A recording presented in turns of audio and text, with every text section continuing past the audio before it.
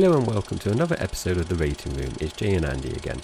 Make sure you grab your popcorn as we dive into the thrilling world of Catch Me If You Can, a film based on real life events of a con man.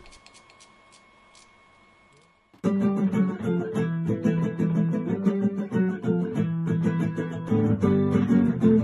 Rating Room.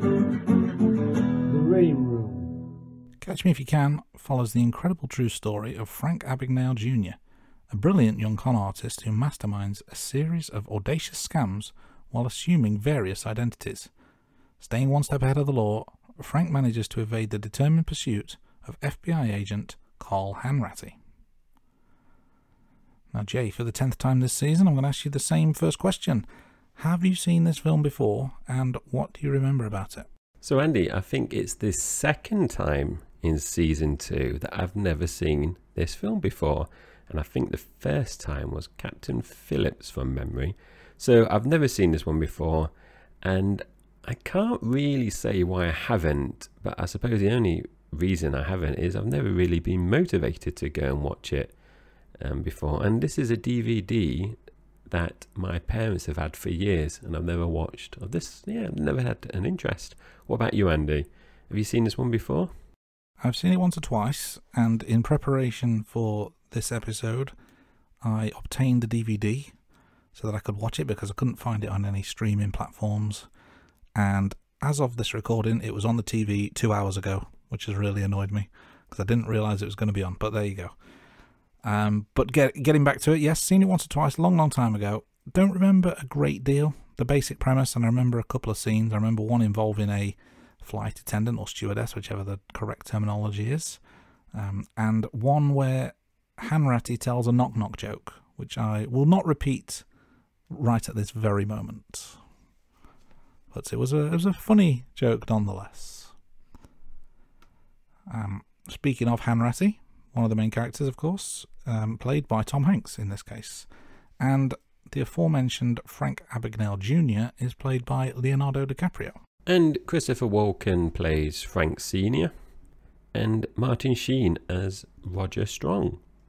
So very strong cast in this film.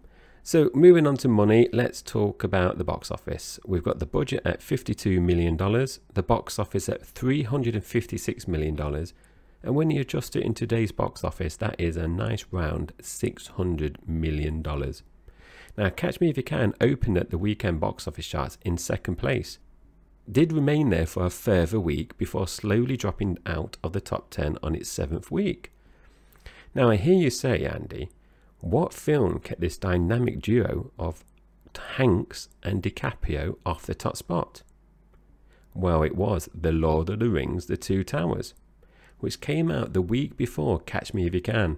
Now, I think if you're planning your film release, surely you would plan it not when Lord of the Rings was coming out, or a big franchise movie, surely.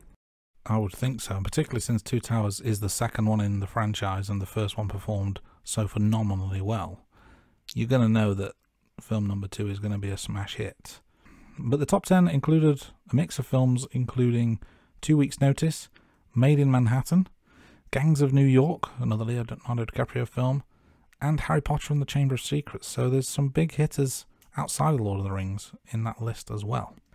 Now, when you look at the rankings for the US box office chart for 2002 overall, film ranked at number 11, which is quite respectable, and incidentally 1 place above the James Bond film Die Another Day. Now, the top 10 of 2002 highlights the quality of the films that were out in that year, and they include films such as Spider-Man, Lord of the Rings 2 Towers, Star Wars Episode 2 Attack of the Clones, and Harry Potter and the Chamber of Secrets. So Andy, before we move on, when you look at the top 10 films, and you've obviously mentioned a few there, I can't think of films nowadays where, you know, when you go to the cinema, you maybe have 1 or 2 good films, but in a top 10 that week, you've got like 2 Weeks' Notice, which is obviously a Hugh Grant film, Made in Manhattan, which, if I recall, is a J-Lo, Jennifer Lopez film. Gangs of New York is obviously a massive Leonardo DiCaprio film, Scorsese. And then Harry Potter, Chamber of Secrets, plus Lord of the Rings, and now a Tom Hanks and DiCaprio film. I just don't think you see that nowadays when you go to the cinema with all these blockbusters. That is an all-star lineup if ever there was one, isn't it? Like, if you sprinkled those films out over the course of a year, 6 months, then you think, wow, it's a really good time for cinema. They're all on at the same time. That is spoilt for choice, if ever there was. And Andy, when we're recording this, we've obviously recently had Barbie and Oppenheimer. And I can't think when was the last time we had two big films out at the same weekend. I can't recall. But this doesn't seem to happen. I don't know if it's the kind of like following the pandemic or if we had it before, because there was a period when I stopped going to the cinema. But I've been going more recent lately. And when we've been covering, you know, this section in the previous episodes, it's always stacked in the top 10 films of that week. There's so much competition. Yeah, when we're on season 84 of the Rating Room and we're looking back on the year that was 2023, I'm not sure this is going to be the same kind of conversation, is it? It's going to be, oh, and there was one other film out that week that was okay. And Andy, I know we've obviously discussed this off air, but I've been going to the cinema lately, but I've been watching films from the 90s or even earlier.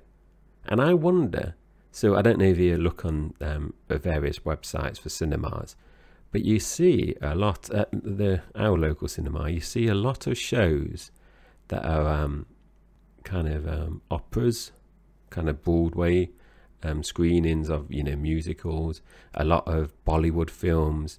Then you got a sprinkle of Hollywood films, but they're showing a lot of old films as well. And I wonder that's because there's not that volume coming through, so they need to kind of get these other films in the screen so they can have, like our local cinema has 10 screens, so they're not laying dormant. Do you know what I mean?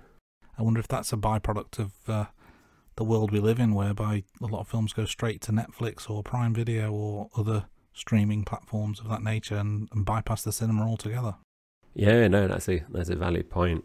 And maybe people are still recovering from, you know, the pandemic as well, you know, because obviously the writer strike that's going on at the moment, and actor strike, it isn't impacting on things in the cinema now, but obviously it will do in the future.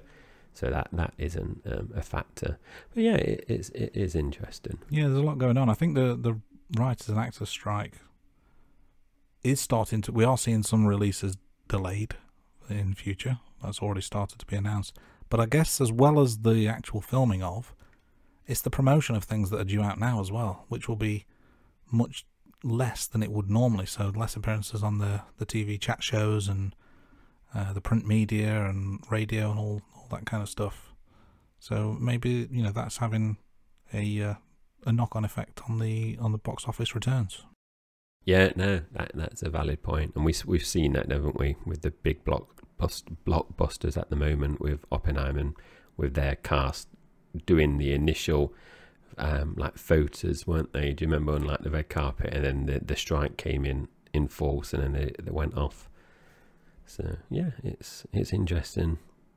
So we've obviously mentioned who's in the film. So Christopher Walken was nominated for the Best Supporting Actor at the Academy Awards, but he did lose out to Chris Cooper for his work on Adaptation. Now, Christopher Walken is a big star, Andy. He's I won't say he's one of my favourite actors, but he's very good in this film. Yeah, absolutely. Deserving of his nomination. Another nomination for the film was for the Best Original Score for John Williams. But Williams was also unsuccessful. He lost out to the score from Frida by Elliot Goldenthal. Not a film I'm familiar with, I have to say. But digging a little bit deeper, this film was released in 2002.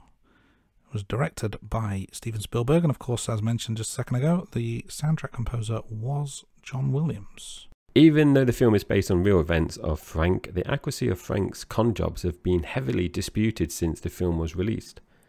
Now, DreamWorks bought the film rights to the book in 1997, and there were a number of directors linked to the film before Spielberg decided to direct the film himself. In real life, Frank Jr. claimed that he never saw his father again after running away from home.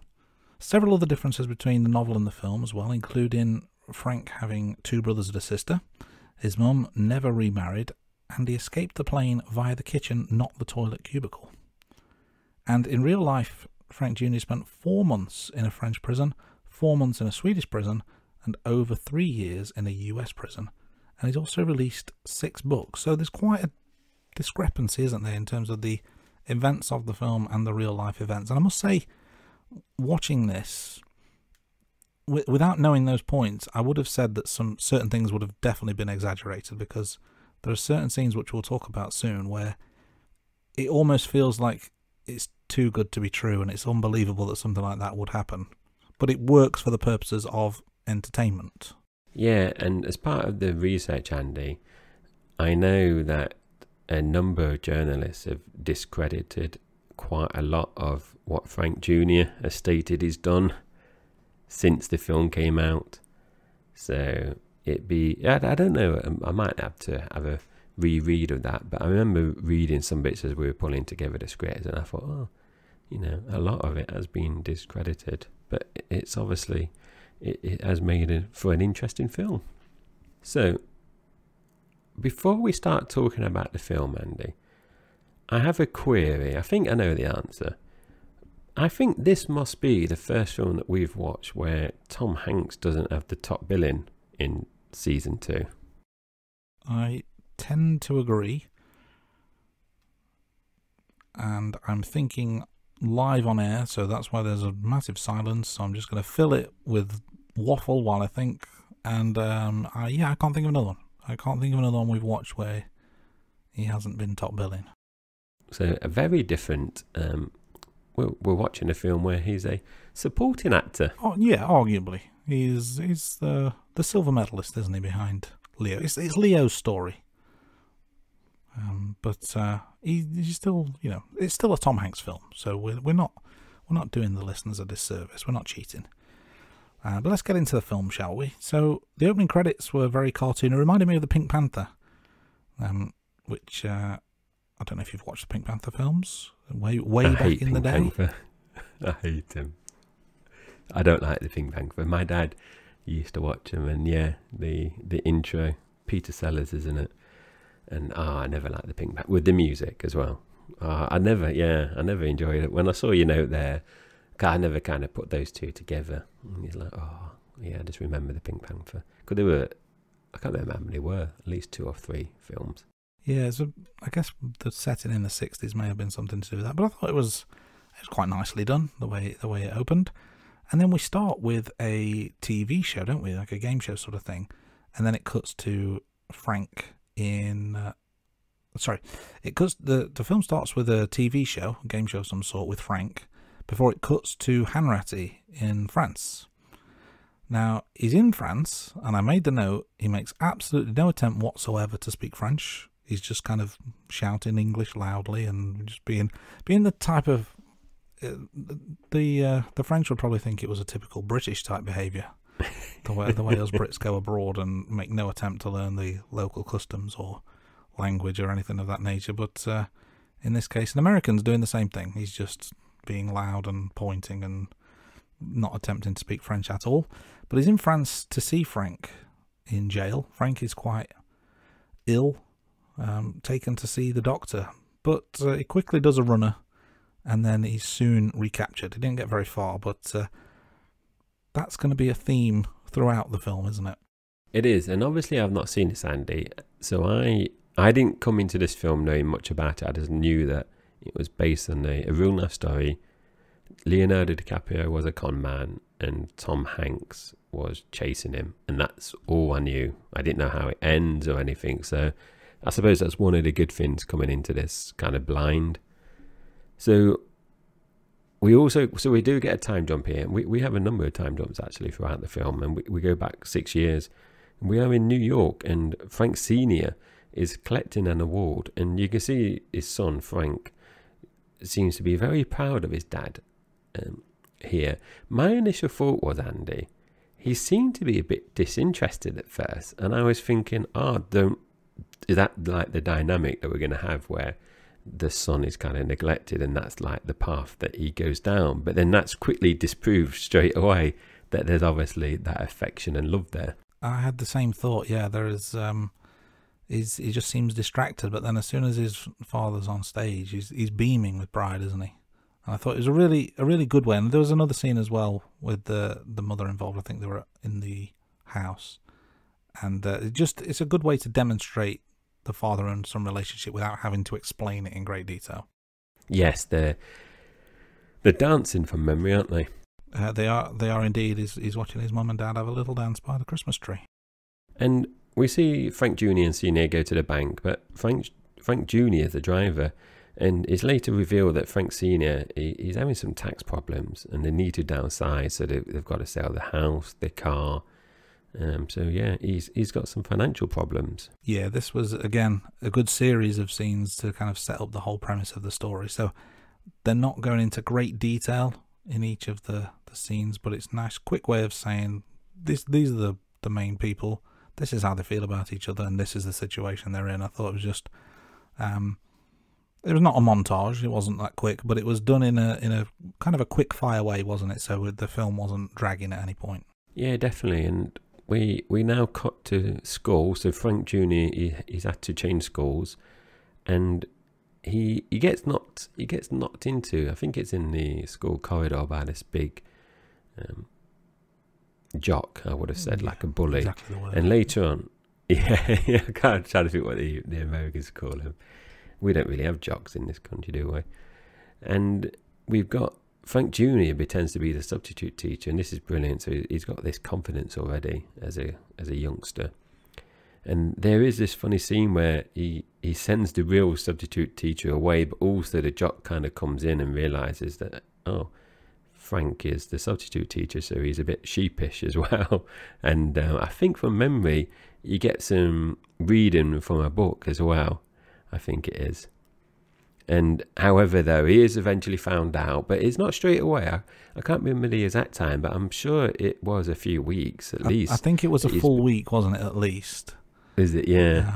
I thought this scene was brilliant. The confidence to just get up in front of the class and pretend to be the teacher and everyone fall for it, I thought was tremendous. I liked the scene with the principal and the parents, and it's the point where it says, yeah, he's been pretending to be a teacher for however long it is, and he even had a parent teacher evening, yeah. which I thought was just tremendous. Yeah. I suppose that's the red flag there, because I'm sure substitute teachers probably want to get out of those parent-teaching meetings, wouldn't they? I'm just thinking of Jack Black, when he's in School of Rock and he has to do the parents-teacher one.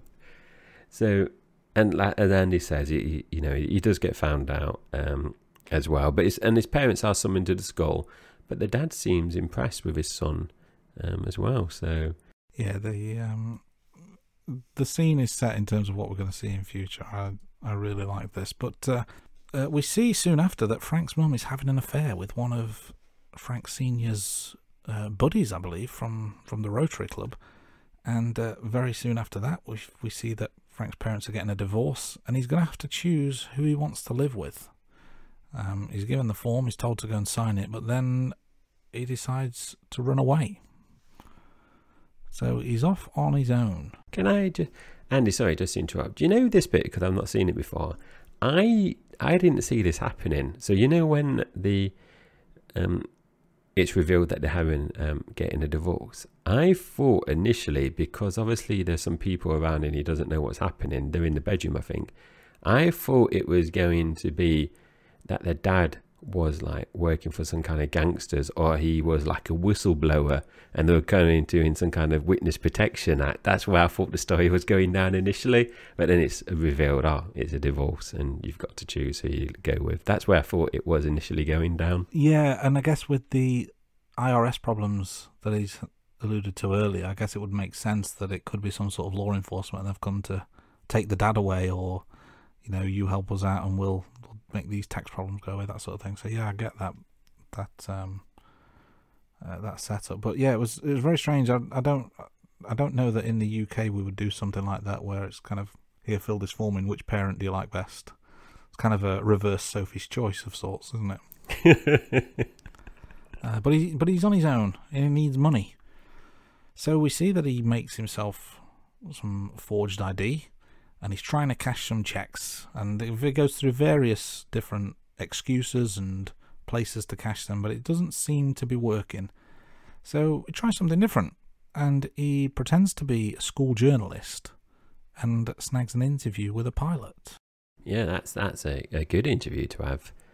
Now, this leaves Frank on a different path as well. So he is later seen trying on a pilot uniform, and he's walking around wearing the pilot uniform, and he seems to really enjoy all this attention it's bringing him as well. And we continue to see he's done the forged ID, and now he's doing these fake checks, and he even manages to get a lift in an airplane as well. Life as a co-pilot certainly does seem to have its benefits, doesn't it? If you know what I'm talking about, you know what I'm talking about. But as things progress, we've got a series of scenes coming up where Frank's crimes, for lack of a better term, they're escalated, aren't they? He's trying to get more and more money, more and more daring with his scheme. And it's around this point we get introduced to Marcy, played by Ellen Pompeo.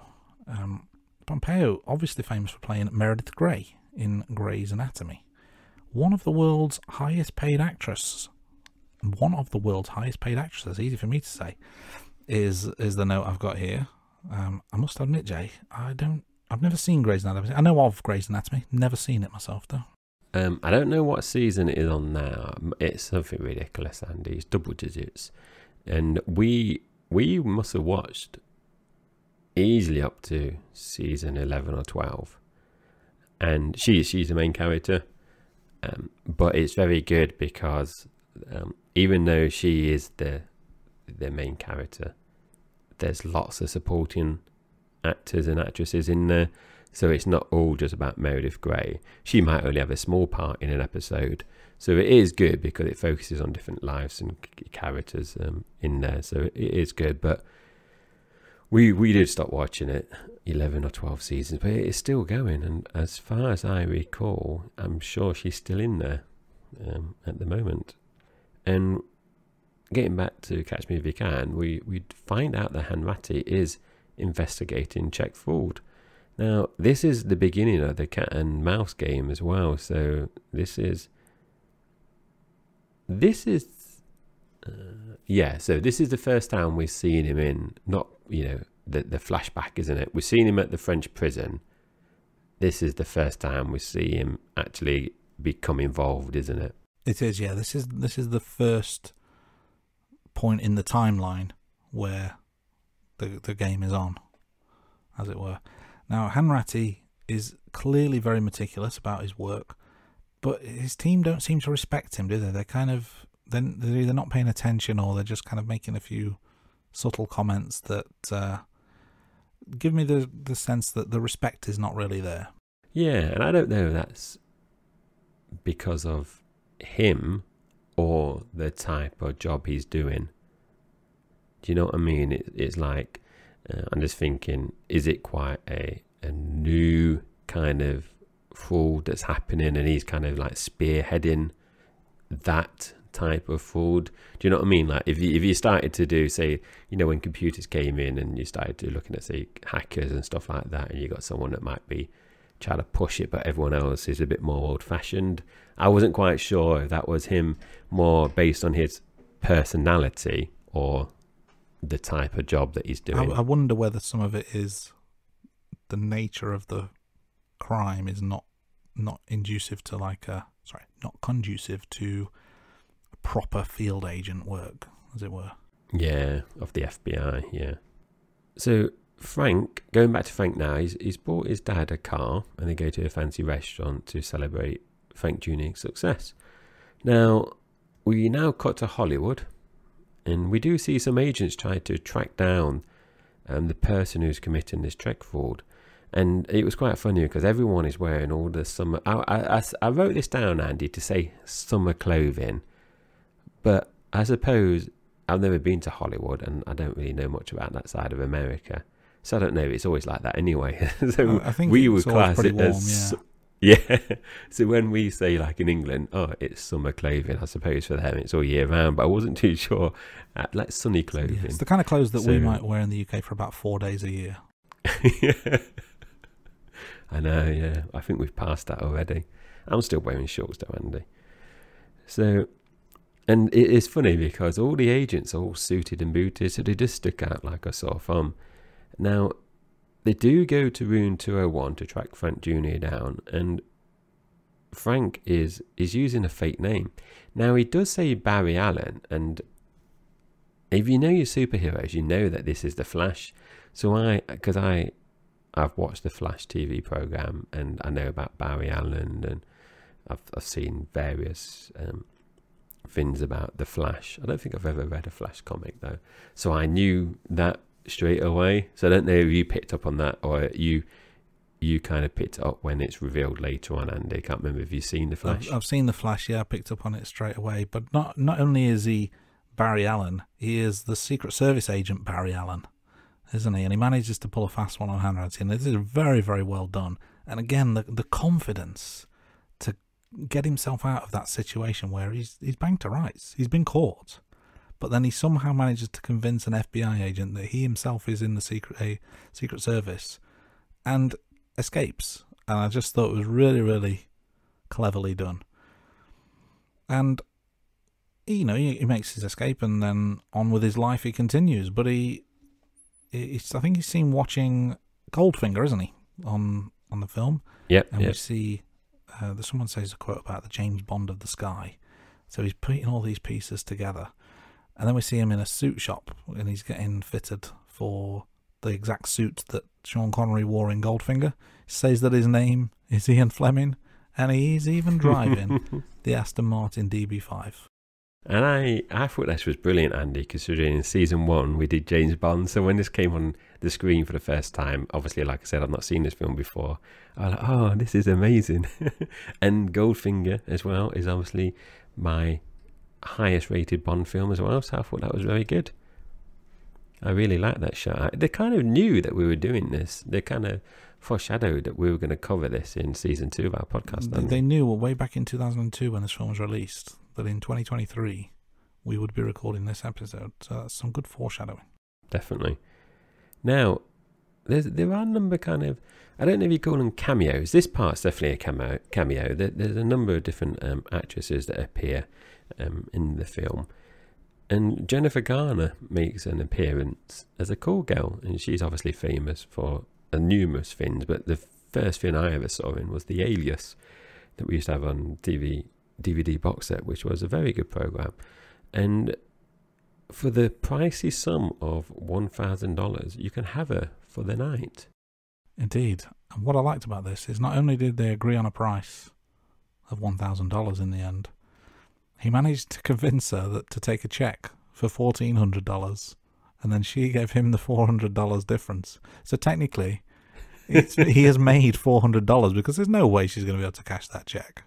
Or if she does, it's not his money anyway. So he's got a real bargain.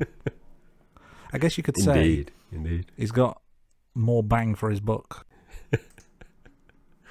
And talking about superheroes, we've obviously talked about Barry Allen. Jennifer Garner played Elektra in an earlier... She was in the Daredevil... Was she in the Daredevil film with Ben Affleck? She might have had a cameo, but then she was in the Elektra film that was out, following the Daredevil. The old films that we had, superhero films. This could have been a 6 degrees of separation segment, couldn't it? Yeah, it could have done, yeah. So Frank later phones Hanratty and they talk. Now, Frank even tells Hanratty that he's staying in room 3113, which is very confident that he's not going to get caught. Indeed. But he doesn't believe him, does he? He just kind of dismisses it out of hand, like, yeah, right, of course, you've fooled me once, I'm not going to fall for it again, sort of thing.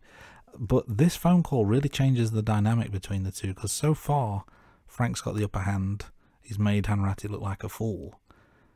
But we now see a bit of vulnerability, don't we? Frank, dare I say, is a bit lonely. And Hanratty picks up on that on the phone call, and the way he slams the phone down to end it, there's been a shift in mindset between the two, hasn't there? Yeah, definitely. And it's a good observation, Andy, because obviously he's kind of... He doesn't see his mom anymore, his dad. He barely sees his dad. as well. You don't. I'm trying to think. You obviously see the occasional love interest, but you don't see him with any friends from memory, do you? So he must be very lonely. Absolutely, yeah. Now, this is where Hanratty finds out about Barry Allen and the relevance to the Flash, the alias that he's using. And we also discover that Frank's mother has remarried, and Hanratty goes to see her as well. Yeah, I think it's by chance that he sees her. I think he's just got a scout in the neighbourhood, isn't he? Or he's got a list of potential targets based on people that are missing, and then when seeing Frank's mum, that's when the penny drops and he sees the photo, and he explains to her that, he owes a bit of money, and so she gets the checkbook out and it's like, oh well, I'll just pay for it out of the church fund or whatever it is. How much do I owe you? And this is when we find out that the check fraud has run up to a bill of $1.3 million so far. So this is not small change we're talking about here. Living the high life is very expensive, Andy. Yeah, absolutely. And it just goes to show he's really gone for the whole go hard or go home. Like, he's not just doing a little bit of fraud, he's going all out. Because I wonder if he purchased the Aston Martin or if he only rented it, because that won't be cheap either. If he paid for it by cheque, yes, he was making plenty of them, wasn't he? Indeed, yeah. He might be another cool girl experience where he comes out on top. Indeed. And, I can't remember at what point in the film, but there's a bit where Hanratty's basically explaining to the team how this cheque fraud works and how the cheques get routed all over the country. So, yeah, quite easily he could, pay for it with a cheque. He's good for it. He's a pilot, isn't he? No one's going to doubt the word of a pilot. But he's not a pilot for long, because he goes to the hospital. I don't know for what reason, actually. I don't recall, but we're introduced to the Amy Adams character, Brenda Strong, who's kind of working behind the front desk, isn't she, at the hospital? And Frank is now pretending to be a doctor, Dr. Frank Connors. And very soon he manages to con his way into getting a job in charge of getting a job in the emergency department. And he's responsible for 20 nurses and 6 doctors, and he even insists that he picks them himself. And one of them, the ones he picks, is Brenda Strong. Is that what happened, Jay? Do you concur? I do concur. Nice one, Andy. Because it's been ages since I've read comics, Andy. Because there is a Dr. Connors in Spider-Man, but he has a different name, first name, and I wonder if that's alias is to do with. That would make sense, wouldn't it? Yeah, if he's just come up with Dr. Connors, but because everyone knows him as Frank, just like Frank in front. Because I think throughout, whenever he changes his name, he's Frank somebody, isn't he? Apart from Barry Allen, but I think there are other times where he is Frank. What's the name? Is it Frank Taylor that he uses whilst he's a pilot? I can't remember. I don't remember. But I suppose I've seen TV programs before when people try to do con artists, and they always say about keeping your first name just in case you bump into someone in a pub, and if they come over and say, "Oh, John," it's harder to explain. But if you come over and say, "Oh, Jay, Andy," but you're using a different surname, you can still kind of like talk your way through it. So yeah, maybe, yeah. I know, but he obviously was Ian Fleming, wasn't he? Yes, he was. True. So later on in the film, we see Hanratty discovers Frank Connor's doctor's office as well. So he's getting closer now. But unfortunately for Hanratty, Frank is now pretending to be a lawyer. So he doesn't go for menial jobs, does he, Andy? He goes for, pilot, doctor, lawyer. He's not like, pretending to be, I don't know, an analyst or something. No, exactly. Shop worker. Yeah, or, janitor. And, all fine professions. But I think what's interesting about this is that he pretends to be a lawyer whilst also still being the doctor. Because is at the meal he says, "Well, I only became a doctor because I not dropped out of law school, but I took the bar, and then I decided to move on." So it's like, oh, okay, how's he going to get out of this one? But somehow he does. Yeah, and we do get a cut scene here where we see his dad, and his dad he has fallen on tough times now, and it's revealed that he's a postal worker. Yeah, he's just had to take any job for the money now, hasn't he, at this point?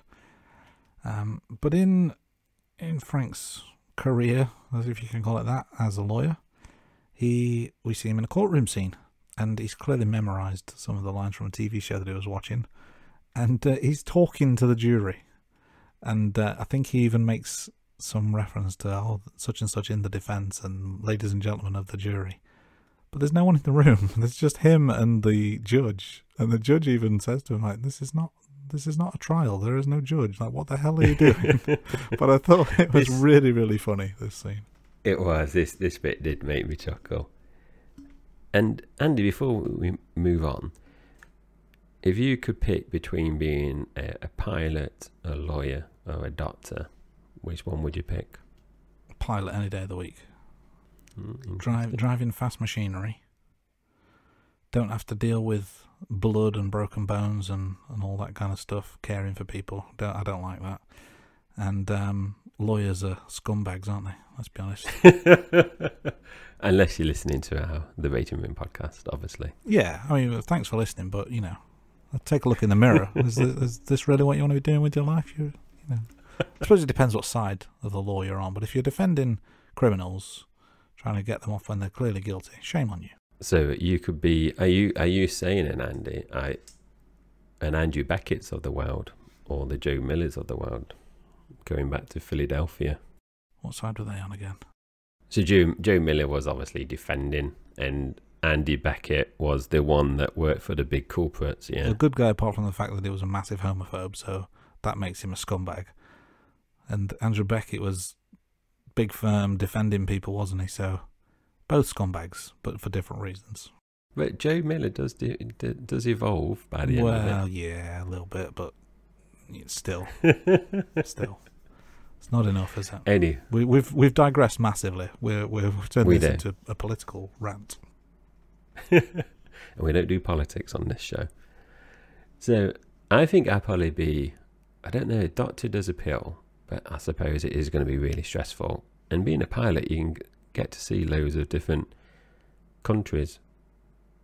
It depends how much outside of the airport you get to go. The one thing about worrying about being a pilot is parking. Do you have to park it, or do you just get one of those little car things that tow the plane to the hangar? That would be my worry, because I'm really bad at parking. You don't have to do like parallel parking, I don't think, with airplanes. Imagine parallel parking. I think there's a bit of space. You probably need like the reverse sensors on. It's all autopilot now anyway, isn't it? Just click a button and get AI to do it these days. How difficult can it be? Anyone can do it. There you go. I've insulted lawyers and pilots now. Anyone else we want to have to go out for no reason? That's our two listeners there. They've switched off now, Andy. Now, moving on. So we've had the courtroom scene. Now, Hanratty turns up at Frank's wedding, so things are moving on quite quick. So we find out that Frank has a suitcase full of money as well. And obviously he's managed to hide everything from Brenda, but he's kind of saying like, he's saying, come with me. And he manages to escape through the window. And later on, the FBI, they do lay a trap for Frank at the airport, because he arranges to meet with Brenda, and Brenda's waiting at the airport for him, and she's waiting outside. He gets out of the car, but then he clocks that there's some surveillance going on, so he knows that she's kind of flipped and turned. I don't know if he turned or has she been pressurized by her dad or the FBI. Who knows? I don't think it's really revealed. But yeah, it's all gone pear-shaped. Yeah, she's only a young girl as well, so she's in a difficult position. But Frank spots the trap, so it's all over for him. He ends up recruiting 8 lucky young ladies to pretend to be air hostesses on a special promotional trip to Europe. So his plan B in this case is pretty aggressive, and it's very out there, and very confident that he can pull something like this off. He turns up at the airport with the ladies in tow, And, you know, the feds are there waiting for him, but they're all too busy checking them out, and they fail to spot him. I think this is really good, Andy, this bit. I really enjoyed this bit. So, and from memory, they get called outside, don't they? Because someone's in a car. And is there a note that he gives? Because I watched this last week, and you know what my memory's like. Like I said before, Andy, our listeners will just see me slowly, my dementia to slowly come on week by week. But doesn't he leave a note or something for Hanratty at this point? There's a driver, isn't there? Someone pretending to be a driver in the car, and he says, "Oh, some guy paid me $100 to wear this." And he says, "And I've got to pick somebody up," and he's got a sign for the guy he needs to pick up from the airport, and the name is Hanratty. Yeah, that's it. Yeah. So he's goading him. No, he is. Yeah. So we got another time jump now. So it's 7 months again, and Andy mentioned this pre-show. This is Christmas Eve again. So there is a bit of a pattern around Christmas with Hanratty and Frank, and Hanratty tracks Frank to a printing factory. It's in France. In Montrichard, the birthplace of his mother. Ah, very good. And Frank thinks Hanratty is bluffing about being backup outside, and Hanratty says to Frank, "Oh, if you run, they're gonna kill you. You got to come out with me. You got to come out with your handcuff." And there's a bit of backwards and forwards there, and Frank is like, "No, you're bluffing." And eventually, he does put the handcuffs on, and he goes outside. And initially, it's quiet. So you think, he was bluffing. But then the police turn up, don't they, within seconds. And they obviously take him away. So Hanratty loses his man, and the French have taken him away now. Yeah, and that kind of brings us back up to where we started in terms of the timeline. Because we then are on the plane with Hanratty transporting Frank home. And he has to inform Frank that his dad had died in an accident, and he wasn't around for it. So that causes quite a bit of upset, as you might imagine. He needs to go to the toilet for whatever reason, so he gets escorted there, but he does a runner. He goes through the toilet cubicle space, and as the plane's coming into land, he drops down through the, I don't know what you call it, the door where the wheels come out. There's a name for it, isn't there? I don't know what it is, but you see him running away on the tarmac of the runway, and he's off. I would have liked to see Andy. I know this is based on real life events, and I know obviously we discussed some things that change, but I just had an idea. I think it would have been, in terms of building the tension up, it would have been nice that obviously Frank's in Europe. It would have been nice that somehow he found out that his dad was dying and he only had a short amount of time to live. But the FBI know that as well. And Frank then kind of weighs up. Does he go back to America to see his dad before he dies? But risk getting caught, and then the FBI are trying to catch him, but then he does like some kind of, I don't know, like becomes the doctor again. Do you know what I mean? That kind of building up, that kind of suspense. I think that would have been quite good. A good Hollywood way of doing it, but I guess this is technically a true story, isn't it? So they obviously certain things have been disputed, but maybe this would have been something that is not in dispute, so it would have been a step too far. So Frank Jr. is sentenced to 12 years in prison in isolation. I thought that was, wow, that's a long time. I thought you only was in isolation when you were the worst of the worst, where you have like 23 hours in isolation, 1 hour out. I was really surprised that was 12 years for check fraud and other fraud. Maybe that's the US way of doing things, or at least back in the 60s, or would this be early 70s by this point? Yeah, and I suppose in the argument to that is I probably prefer isolation, avoid any kind of shower issues or anything like that in the bathroom. I'd need like a PlayStation or an iPod or something. I'd need some form. You might get that in. You might get that in an English prison, and you get that in an American prison. Yeah, true. I'd want to pick my own meals as well, because I'm a bit of a fussy eater. And a nice comfy mattress, because getting old, I don't want to do my back in. So just any prison guards out there, or Just some suggestions for welfare of your prisoners. You know, the prisoners are people too. Let's not go down that avenue. I'm offending hard-working citizens and defending criminals. Yeah, this episode's taken a turn. So, Hanratty, he goes to visit Frank Jr. and he does bring some comics as well, which is a nice touch, and also says Merry Christmas. So there is some kind of friendship, I don't know, building there. And we find out later on that Frank is helping the FBI with the financial crime unit as well. So they do get him out of prison and he goes to work for them. So maybe things are going to finish well for him, you know. Is he going to relapse? I don't know. Yeah, it makes sense to call on his experience and use his superpowers for good rather than evil, as they might say in the comic book world. But pretty soon he's back to pretending to be a pilot again. Hanratty catches up with him at the airport and he says no one's chasing him. And it looks like, you know, he's done a runner again, because Monday morning doesn't turn up for work on time. Hanratty's looking at the clock. He's not there. But eventually he does turn up, continues his work to help the FBI. So maybe he has changed his ways after all. And then we're left with the film coming to a close and some messages along at the bottom in terms of what happens next. And Frank Jr. and Hanratty became good friends for many, many years afterwards, didn't they? Yeah, yes they did. So a happy ending for Frank and Hanratty. The Reading Room. Yeah, a nice way to end the film. Which means if we're at the end of the film, we've got to talk about what we thought about it. But before we do that, let's get out some opinions from our respective wives. So, Jay, what did your wife think of Catch Me If You Can? She did like that it was based on a true story, but when I asked her what did you actually think of it, she said, it was alright. Nothing special. Which obviously I'm going to talk about my rating in a few minutes, Andy, and we can see if I agree with the wife or not. What about you, Andy? Did your wife partake? And if she did, what did she think of it?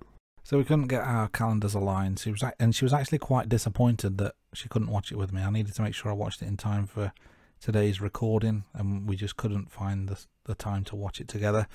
But she really likes the film. She really likes both actors. So I think it would have been a massive thumbs up from her, no matter how many times she's watched it since. So we'll go with a positive review in absentia. But the real reason we're all here is to talk about our ratings on the rating room. So, Jay, kick us off. What did you give this out of 10? I gave it an above average 7 out of 10. What about you, Andy? I really liked it. It sounded very enjoyable. So I went with an 8 out of 10. Not too dissimilar.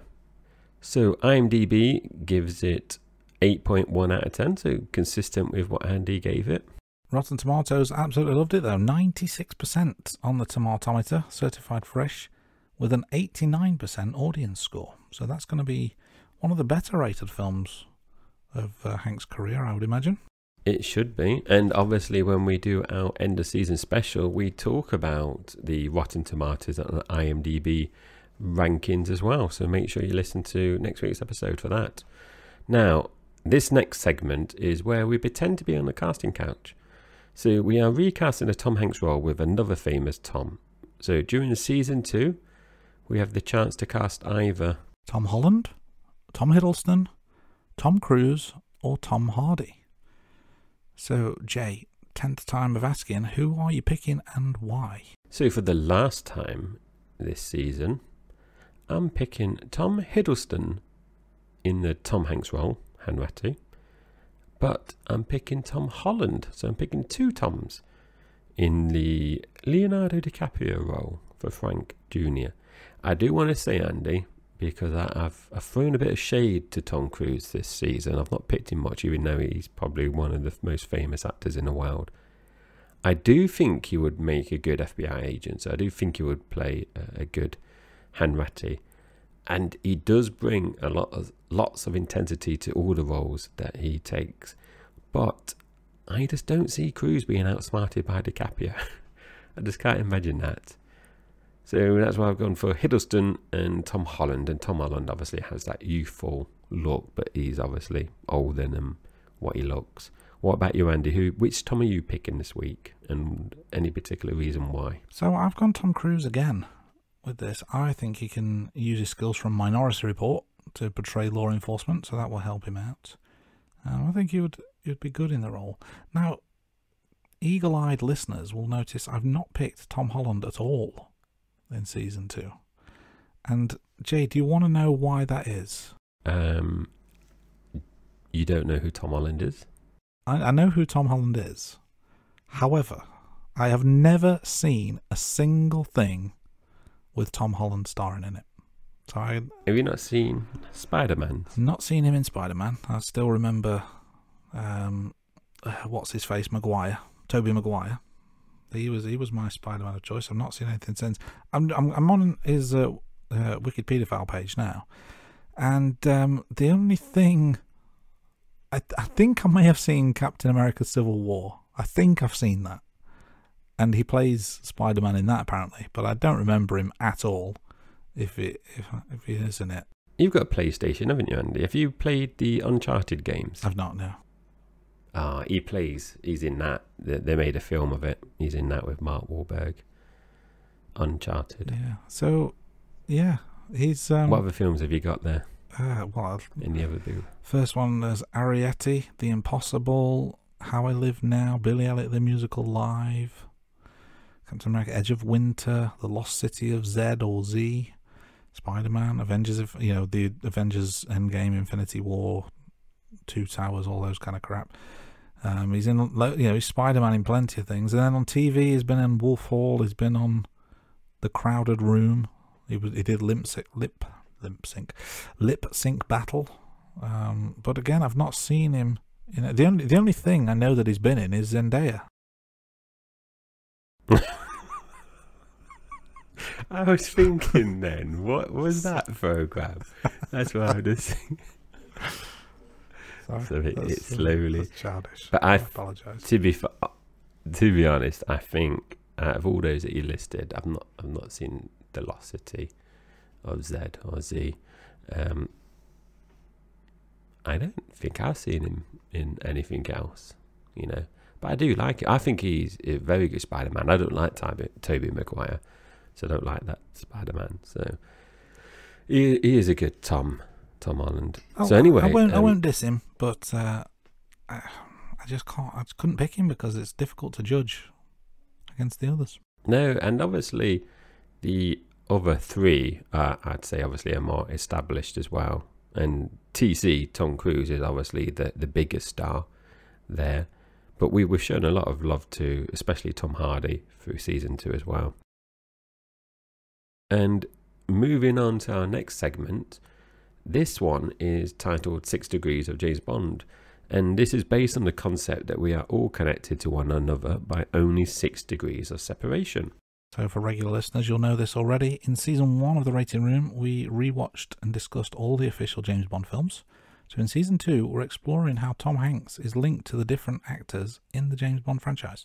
We've explored the Tom Hanks connections over the last 10 episodes with the actors who have played James Bond, the favourite Bond villains, the actors who played the favourite Bond villains, the Bond girls, and last week we did the original Felix Leiter. So what we're going to do this week, Andy, because we've done a lot so far over the last 9 episodes. Yeah, we're changing tack slightly this week. We're going to explore how Tom Hanks is linked to the only musician who has sang more than one official James Bond song, and that is, of course, Shirley Bassey. So let's get into it. Jay, kick us off with Degree 1. Shirley Bassey was in the Bing Crosby Show with Dave King. Dave King was in Rude Awakening with Tom Sizemore. And listeners will know this already because we only watched it a few weeks ago.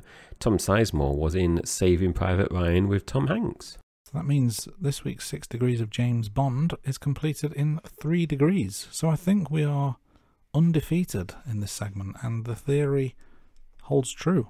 It does so far in season 2, and that is it for season 2 though, isn't it? For this particular segment. We won't be having this one in our last episode. Exactly, so that scientific experiment has been a success. Everyone can be linked with 6 degrees or less, that's what we're saying. But we've got one more segment to go, and it is, of course, the big one. It is the Rank Bank.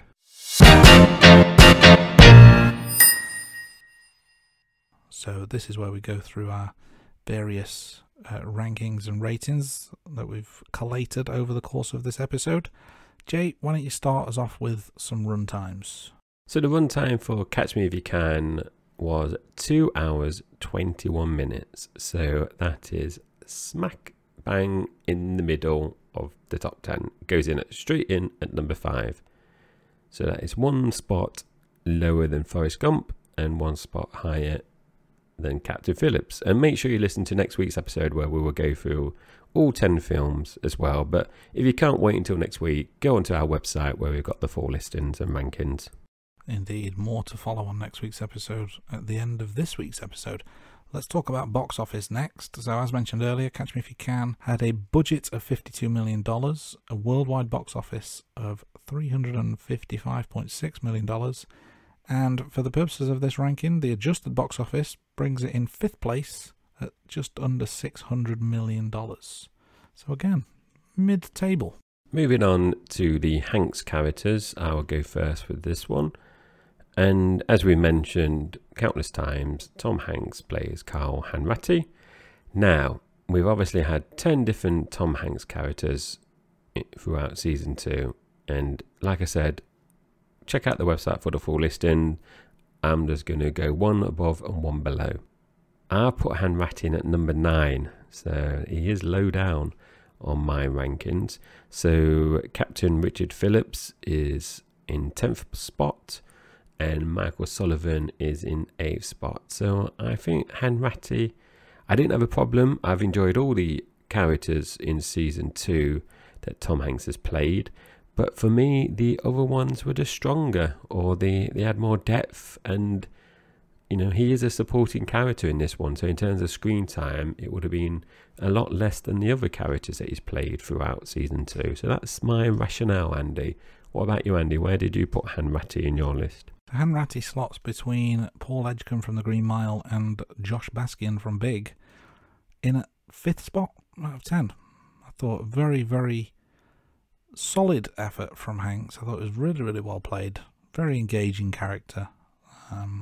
Really added a lot. And the dynamic between Hanks and DiCaprio was very, very strong throughout, which is a nice segue to the next section, which is about supporting actors. And I guess this is technically the other way around because of the billing, but DiCaprio was the main supporting actor to Hanks in our podcast-iverse, I guess you would call it.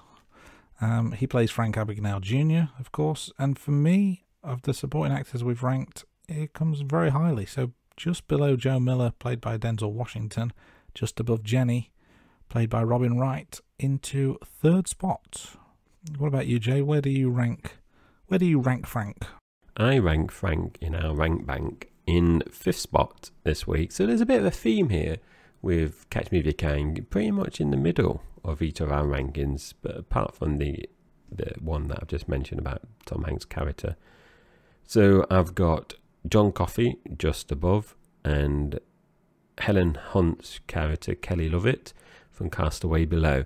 Now, I just want to say, I love, like Andy just mentioned, the dynamic between DiCaprio and Hanks is brilliant, and I think that is the case for pretty much every film that we've seen in season 2. But even though I love Leonardo DiCaprio, I still think Buzz Lightyear, Joe Miller, Jenny and John Coffey were my favourite characters. So that's where I've gone with the rankings. And our last ranking is the all-important film ranking. Catch Me If You Can, I've given it 7 out of 10, and that is in 8th spot this week. And that is just between The Green Mile and Captain Phillips. So like I said, above average film. And I just want to point out, Andy, before you take over, I've not really been disappointed with any of the films that we've watched so far in season 2 for the Hanks film. So I'm pretty impressed. It's been a solid 10 films that we've watched, even though we've got some up and downs. I think they've all. I wouldn't say there's been a bad film for me. Now, you've been fairly consistent with your range of ratings. I was a little bit more generous with my rating. I gave 8 out of 10, if you recall earlier, which on my list puts it in 5th place, just above Big and just below Saving Private Ryan. I've got a little bit of a wider range with my films overall, but we're going to get into that in a little bit more detail next week. But I tend to agree with you. It's been a very positive season of movie reviews. That, of course, brings us to the end of episode 10 of season 2. Thank you for listening. We hope you enjoyed it. We do love hearing from our listeners, and we do encourage you to email us. You can send us any kind of questions, suggestions, feedback. We're obviously going on to season 3 in the future, so if you've got any suggestions there about future seasons as well. And your input does help us make better content, and it makes it more engaging for everyone. And me and Andy like to hear the feedback as well. We do indeed. So reach out to us at theratingroom@gmail.com. We'll do our best to respond to every email that we receive. So you can contact us via our website as well, and you can find all the show notes for all our episodes from season 1 and season 2 on our website, www.theratingroom.com. And also, we've obviously got a YouTube channel, and you can find us at The Rating Room. Find us on Twitter or X, Facebook, TikTok, Instagram. Follow us on at The Rating Room. Send us a message, leave us a comment, all the usual stuff. Follow us and stay up to date with all the latest information, episodes and news. And speaking of episodes and news, I'll share a little bit with you now. So next week's episode is going to be our Tom Hanks end of season special, which will bring season 2 to a close. But listen out over the coming weeks, because we've got some big changes coming to The Rating Room. We've got some new content, we've got some new ideas and new concepts, and we're also going to be revisiting some classic content, some classic movies, and maybe even throwing in some TV shows and some other stuff out there. So listen out over the coming weeks for all that information, because the Rating Room is getting what some podcasts might call a new paint of coat. We're very excited to see what the future holds. But that's it for this week. Thanks for listening, and tune in next week for our Tom Hanks end of season special.